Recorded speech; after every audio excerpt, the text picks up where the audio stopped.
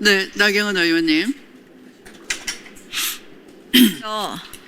이 대법원에 대한 현장 검증 동의서를 이렇게 기습적으로 날치기 통과시킨 것에 대해서 심심한 유감을 표시합니다.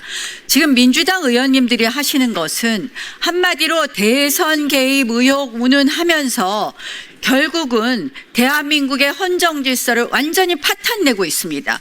그런데 민주당 의원님들 한번 이 팩트 확인해 보십시다. 이게 조희대 대법원장이 이 김용민 의원께서 이렇게 말했어요. 이재명 후보의 자격을 박탈하려고 시도했다 하는데요. PPT 한번 띄워줘 보세요. 자, 여러분, 우리 다 법률가들입니다. 이거 순거짓말이에요. 순거짓말. 자, 5월 1일 날 파기환송했어요. 5월 1일 날 파기환송해서 접수돼서 소송기록 접수통지서를 보내고 그리고 그로부터 20일 안에 상고이유서를 내게 돼 있어요. 소송기록 접수통지를 아마 이재명 피고인은 안 받았을 거고 즉시 받는다고 하더라도 7일 플러스 20일, 27일이 지나야지 대법원에서 재판할 수 있는 거예요. 그러면 6월 2일이 훌쩍 넘습니다. 우리 대통령 선거일 6월 3일을 지나요. 그런데 어떻게 후보 자격을 박탈합니까? 고등법원에서 판결이 나면 후보 자격 박탈할 수 있습니까? 그게 다시 대법원에 다시 상고심에 가갖고 그게 확정돼야지 후보 자격을 박탈할 수 있는 거 아닙니까? 이거 소설을 써도 지나치고 이게 이런 허구 주장을 이유로 해서 대법원을 흔든다? 이거 다 이유 하나 아닙니까? 이재명 대통령 이 재판 재개되면 당연히 당선 무효되고 결국 대통령 자리에서 쫓겨날까 봐 하는 거 아닙니까? 사법질서 흔들지 말고 차라리 이재명 무죄법을 만드십시오. 그게 낫겠어요. 대한민국 헌정질서 이렇게 흔들어도 됩니까? 아니, 이 대선 개입 의혹이 오늘 청문회 한 것도 자, 5월 1일 대법원에서 왜 대법원에서 이 판결했겠습니까?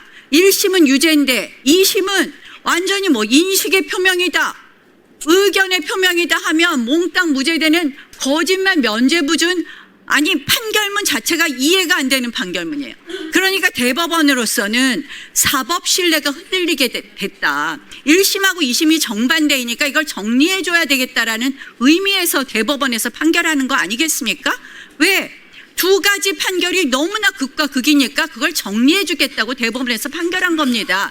근데 이걸 갖다가 이재명 대통령 후보를 박탈하려고 그랬다? 소설을 써도 적당히 쓰십시오.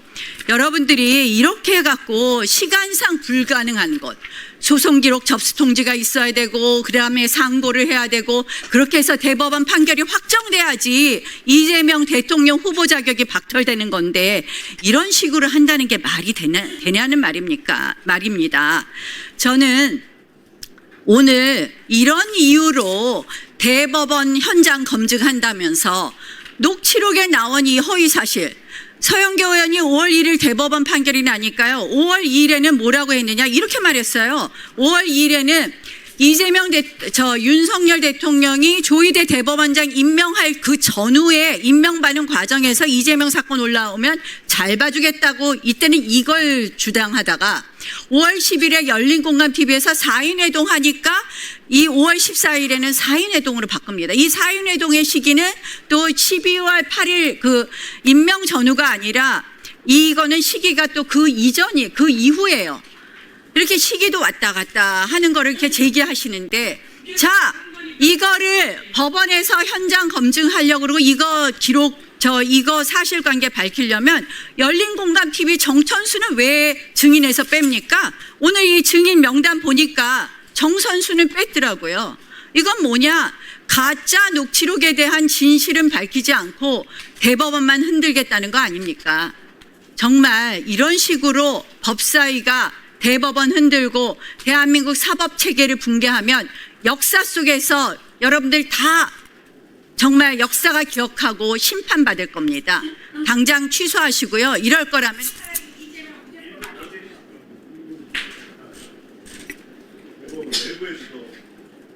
네, 또 토론하실 위원님 계십니까? 네, 김기표 의원님. 나경원 의원께서 진짜 모르고 저렇게 말씀하시는 것인지 알면서도 그렇게 얘기하시는 것인지 궁금합니다.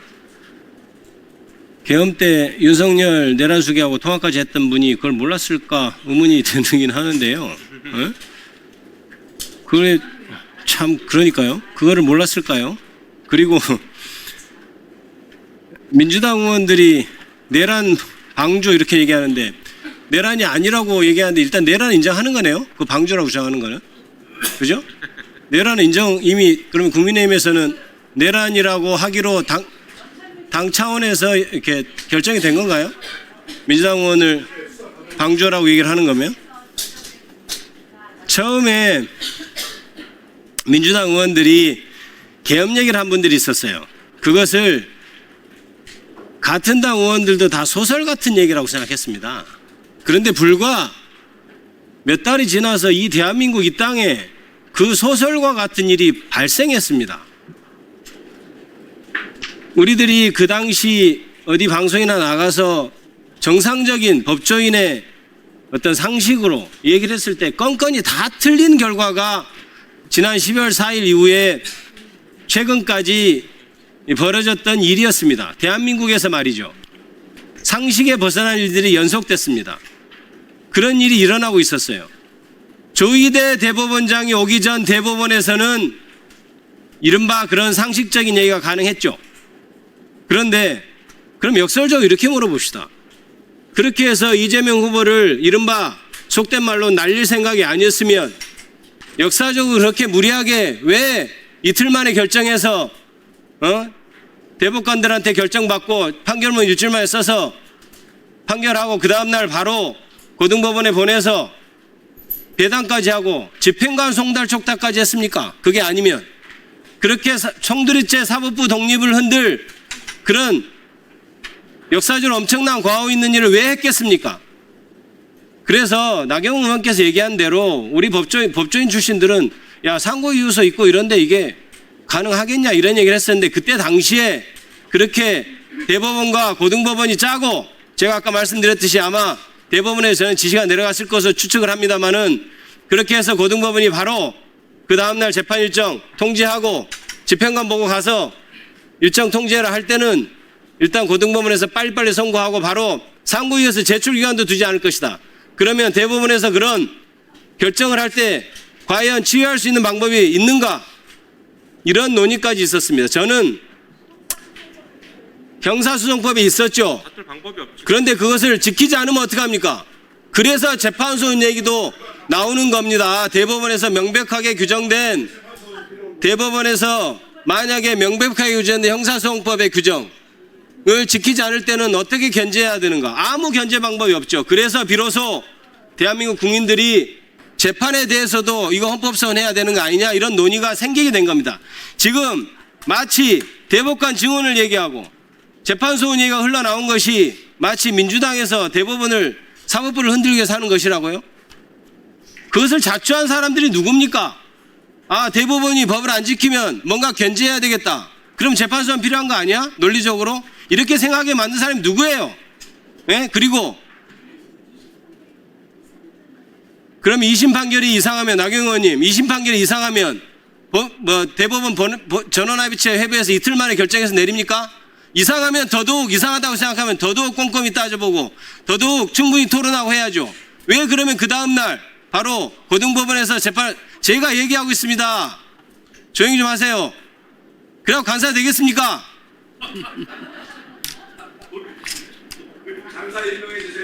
간사 임명 절대 안 됩니다. 네, 아니 토론에 다른 의원 집중해 발언하고 있는데 주십시오. 방해하는 사람이 어떻게 간사 자격이 있습니까? 무슨 발언을 유도했습니까? 어찌됐든 그 방해하지 마시고 자 보십시오. 그런 말도 안 되는 이제 와서 법을 제대로 지켜서 아무 문제 없었을 것이라고 얘기하는 것은 그것은 말이 안 되는 얘기입니다. 그때 그 무도한 이틀 만에 전원합의체 파기환송하고 날짜 바로 잡고 했던 거 대법원 내에서 밖에서 무슨 일이 있었는지는 역사적으로 곧 규명될 겁니다. 수사하면. 마치겠습니다. 네, 수고하셨습니다. 또 토론하실 위원님 안 계십니까?